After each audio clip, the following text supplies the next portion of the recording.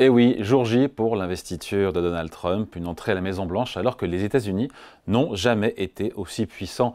Un chiffre l'atteste, le pays a attiré près de la moitié des flux de capitaux mondiaux en 2023. Bonjour Charles.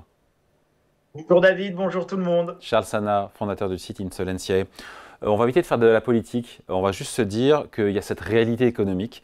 Les États-Unis sont aujourd'hui au meilleur de leur forme, avec une santé, on va dire, insolente de l'économie. On est toujours sur 3% de croissance, dernier chiffre qu'on a eu au troisième trimestre 2024. La puissance économique américaine est quasiment à son zénith. Oui, c'est extrêmement logique, alors que l'Europe est engluée dans une crise énergétique sans précédent, dans une guerre qui dure depuis maintenant plus de 2 ans au cœur même et au centre même de son territoire. Eh bien, la santé américaine est insolente. Pourquoi? Ben parce que, David, ce que nous perdons, les États-Unis le gagnent. Je le dis, je le redis, je le martèle, ce que nous perdons, les États-Unis le gagnent. L'économie est aussi souvent un jeu à somme nulle. Les investissements qui ne font pas chez nous, les investissements qui ne se font pas chez nous, eh bien, ce sont des investissements qui vont aux États-Unis, ce sont des flux de capitaux qui vont aux États-Unis. Et aujourd'hui, vous avez évidemment tout intérêt à jouer les États-Unis bien plus que l'Europe. Les États-Unis, alors, vous avez dit, David, il faut pas faire de politique. Mais si, il faut faire de la politique parce que l'économie n'est que de l'intendance. Et en réalité, c'est une intendance, David, quand on regarde les choses historiquement, l'économie est une intendance qui dépend de la politique. La primauté des choses va au fait politique. Et donc là, nous avons sous les yeux un fait politique majeur. Là où je vous rejoins sur le fait de ne pas faire de politique, c'est de ne pas prendre parti. Il ne s'agit pas de dire Trump c'est extraordinaire ou Trump c'est le diable absolu. Les choses vont évidemment être beaucoup plus nuancées que cela. Et puis, Trump peut être le diable pour nous Européens dans les effets que cela peut avoir, mais il peut être l'ange pour les États-Unis dans les conséquences que ça va avoir. Je précise, si Trump rend les États-Unis plus riches, eh bien il sera adulé aux États-Unis comme étant celui qui a rendu les États-Unis plus riches. Et si ça a été fait au détriment de l'Europe, eh bien évidemment en Europe nous allons couiner, pleurer, nous rouler par terre, taper du pied et dire oh là là qu'est-ce qu'il est méchant. Ok. Et alors nous faisons quoi? Qu'allons-nous faire? Nous allons faire encore plus de régulation? Nous allons avoir encore moins d'énergie? Nous allons faire encore plus d'énergie encore plus chère? Pourquoi faire? Pour réduire encore plus le nombre d'usines et le nombre d'emplois? Volkswagen a annoncé quoi? L'arrêt de la production de Golf, la Golf. La Golf n'est plus produite en Allemagne, elle va être produite au Mexique. Voilà la réalité de ce qui est en train de se passer aujourd'hui en Europe. Alors ne couinons pas sur Trump.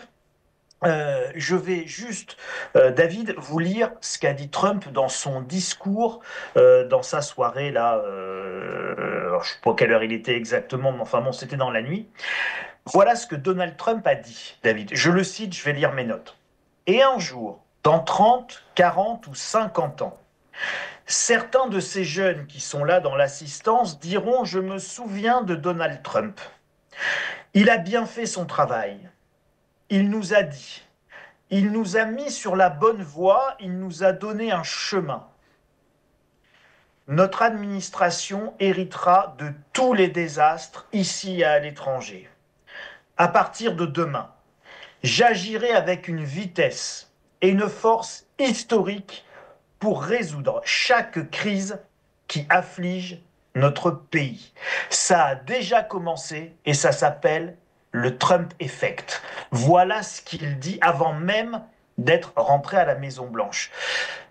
Il va se passer des choses historiques dans les prochains jours et ça va avoir des conséquences majeures sur l'Europe, sur nos pays, sur nos vies et évidemment sur nos économies.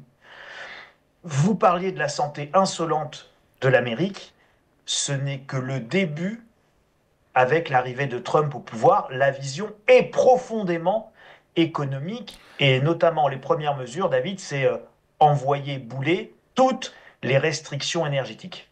Pourquoi l'Amérique, même avant Trump, même avant le retour de Trump, aimante à ce point-là la moitié des capitaux financiers de la planète? Et ça pourrait s'accélérer à vous écouter. Simple, David. Énergie. Énergie abondante et pas chère. Aujourd'hui, le GNL, il vient d'où? Le gaz liquéfié qui remplace le bon gaz russe à pas cher. Eh bien, ce gaz de remplacement, c'est du GNL américain. Donc, c'est liquéfié dans des terminaux qui donnent sur le golfe du Mexique. Et puis, c'est expédié en Europe, déliquéfié dans des terminaux qu'on a construits. Tout ça nous coûte une fortune. Nous sommes alimentés avec moins d'énergie, nous avons l'énergie donc la plus chère au monde, et donc toute la grosse industrie allemande est en train tout simplement de fermer en Allemagne et de partir aux États-Unis, d'où ces doubles flux qui ont commencé en réalité avec les conséquences de la guerre en Ukraine. Voilà pour l'explication essentielle, David, de l'attractivité aujourd'hui américaine et de la compétitivité américaine. C'est avant tout à ce stade de l'énergie abondante et pas chère. Et ça va être renforcé, bien évidemment, par l'administration Trump dans des proportions dont on n'a pas idée aujourd'hui. Après, il y a beaucoup de secteurs, comment dire, que les Américains dominent. On pense évidemment à la technologie, à la finance. Bien sûr, la finance, c'est historique. La technologie, c'est évidemment, ça date du début des années, enfin de la fin des années 70, début des années 80. Ils ont su créer des acteurs majeurs. Et pourquoi ont-ils su créer, avoir, développer ce secteur majeur? Bien sûr, ils ont une finance qui est tellement importante qu'ils peuvent lever des fonds et des capitaux qu'on nous sommes incapables de lever en Europe pour financer notre écosystème de start-up. Mais ça va bien plus loin que ça, David. C'est l'attractivité américaine. Vous et moi, on a vécu les années 80, on a vécu Ronald Reagan. Et donc, moi, je me souviens très bien du monde qui était coupé en deux. D'un côté, le communisme, de l'autre côté, le monde libre. Les États-Unis, c'était quoi? Mais les États-Unis, c'était le rêve américain avec une promesse de liberté. Vous vous rendez compte qu'aujourd'hui, ce qui est en débat, c'est la liberté de parole. D'accord? Donc vous en avez qui s'offusquent de la liberté de parole sur Twitter ou sur X. Mais enfin, écoutez, personne ne doit s'arroger le droit de vous faire taire. Personne ne doit s'arroger le droit de vous dire ce que vous devez penser ou la manière dont vous devez bien penser.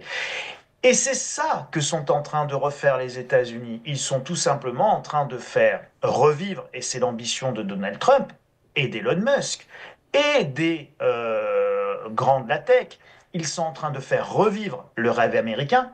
Et ce rêve américain est attractif, il l'a toujours été.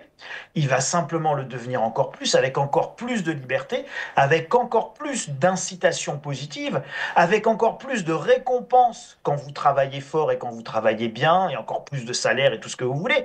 Et donc, cette attractivité, elle fait quoi? Eh ben, elle fait que le Portugal est en train d'envisager de supprimer les impôts pour les moins de 35 ans parce que tout le monde part, parce que tous les jeunes bien formés, ils partent, parce que vous avez pas aujourd'hui un seul collaborateur d'Ariane Espace un peu bon qui reçoivent une proposition à 200 000 dollars alors qu'ils sont payés 60 000 euros pour partir lancer des fusées sur Mars avec SpaceX. C'est ça la réalité. Comment on fait, nous, aujourd'hui, pour rester compétitif face à ça? On fait encore plus d'écologie punitive, on fait encore plus d'énergie, encore moins d'énergie, encore plus cher, on fait encore plus d'impôts, encore plus de fiscalité, encore plus d'assistanat, encore plus de bons sentiments cucugnangnang qui n'amènent à rien. C'est ça qu'on va faire. Et puis évidemment, on va faire encore moins de liberté.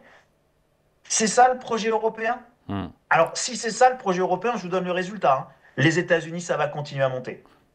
Après, c'est vrai que on est sur Ecorama, sur Boursorama, quand on voit l'évolution du marché boursier américain, il représente, c'est assez dingue, 70% de l'indice mondial MSCI, l'indice MSCI World, contre 50% il y a 10 ans. Et on pourrait dire pareil pour les bancs du Trésor américain qui sont toujours vus qui attire toujours les capitaux, notamment les capitaux français. Je me rappelle, il y a quelques jours, Patrick Martin, patron du MEDEF, qui disait que 220 milliards ont été investis par les Français dans les bons du Trésor américains fin 2023. On est passé à 330 milliards fin 2024. Les bons du Trésor américains, qui sont toujours perçus comme étant les moins risqués du monde, et les actions américaines, malgré des valorisations stratosphériques qui attirent toujours autant. Voilà le constat. Mais votre constat est juste, David. Et là encore, vous avez des raisons d'une logique biblique, d'une simplicité biblique. C'est que nous, on est là en train de se dire, et si on taxait encore plus les dividendes? Non, parce que franchement, avoir des entreprises qui gagnent de l'argent, c'est pas possible. Au nom de l'égalité, prenons-leur leurs sous. Bon, aux États-Unis, ils ont une vision un petit peu différente. Gagner de l'argent, c'est pas le diable et c'est pas le mal absolu. Bon, ensuite. Parlons des bons du Trésor. Il est par exemple envisageable, donc vous savez que le plafond de la dette a été atteint aux États-Unis, David, et en ayant atteint ce plafond de la dette, on ne peut plus faire de dépenses. Bon. Tout le monde s'attend à ce que Donald Trump, Elon Musk relèvent le plafond de la dette. Je soumets à la sagacité de tous et à la réflexion de chacun une petite hypothèse alternative qui serait la suivante. Je m'appelle Elon Musk, je ne vais pas relever le plafond de la dette, hein. Je vais travailler l'efficience, effectivement, au sein de mon DOGE, le département de l'efficience gouvernementale, c'est-à-dire l'efficacité gouvernementale. Donc chez Twitter, quand il a fait ça, il a viré 80% des gens. Twitter a continué à fonctionner. Ça fonctionne tellement bien, ça redonne tellement la liberté de parole à tout le monde que ça en inquiète certains.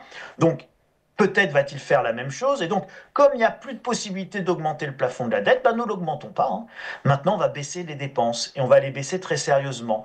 Et donc là, vous vous retrouvez à faire le lien évidemment avec ce que vous disiez sur les bons du Trésor américain qui sont la dette américaine. Moi aujourd'hui, je suis un investisseur. Je ne vous fais pas de la moraline. Je ne vous dis pas c'est bien, c'est mal. C'est mon argent, donc je vais raisonner juste de manière froide et pragmatique, comme raisonne un acteur de marché. Je ne veux pas perdre mon argent. Où est-ce que je place mes sous? Dans les bons du Trésor français, donc dans l'OAT française, avec un gouvernement, une succession de gouvernements depuis 1974, donc depuis 51 ans, qui n'a pas fait un budget en équilibre et qui n'a absolument démontré aucune once de début, de pointage, de commencement, d'initiation d'une forme quelconque de ce qu'on pourrait appeler du courage politique, et ou les États-Unis. Parce que nous, on va continuer à dépenser, nous, on va continuer à étouffer l'économie, nous, on va continuer à monter les impôts et on baissera aucune dépense. De l'autre côté, les dépenses, c'est pas dit qu'ils augmentent le plafond de la dette. Et par contre, ce qui est certain, c'est que dans tous les cas, et quand bien même ils augmenteraient le plafond de la dette, ils vont évidemment baisser très significativement les dépenses de l'État fédéral. Et ça va être un choc majeur sur les marchés, et notamment sur les marchés obligataires, David. Donc oui, marché boursier, marché obligataire, ça va bouger sur ces politiques extrêmement novatrices, agressives, de rupture qui vont être menées par la nouvelle administration Trump. Allez, merci beaucoup. Point de vue signé Charles Sana, fondateur du site Insolentiae. Merci Charles, bonne semaine. Merci David, merci à tous.